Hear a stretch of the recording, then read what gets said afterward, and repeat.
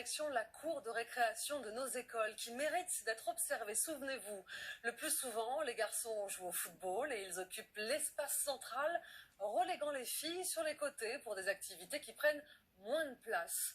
Une géographie très sexuée que Paris 2024 entend bien changer pour réduire les inégalités dès le plus jeune âge.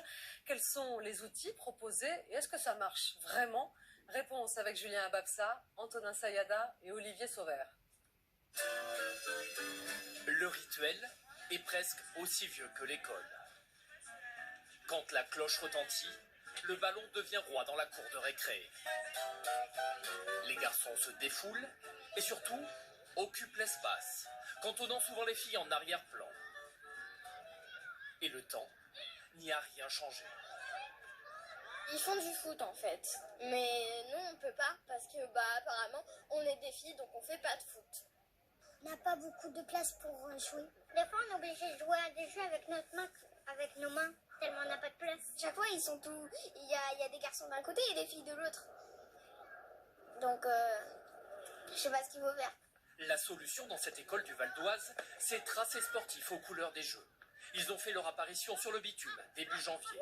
Une initiative de la mairie soutenue par Paris 2024 avec un objectif. Ça y est, c'est rentré dans leur quotidien de faire du sport en fait. Favoriser l'activité physique à la récréation et pas seulement celle des garçons. C'est vraiment une volonté d'accès au sport pour toutes et tous et de fait de mixité. Quand on a ce genre de parcours, on joue un peu moins au foot, donc moins les garçons ensemble. Ça permet de s'amuser plus avec les filles que les garçons. Et c'est bien? Oui.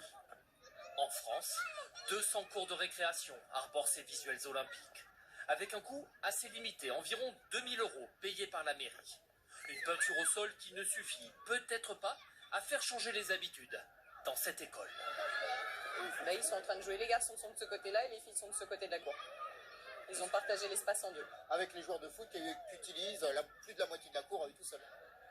Pour un meilleur partage de l'espace, certains établissements repensent totalement leur cours de récréation, mais avec des investissements beaucoup plus coûteux.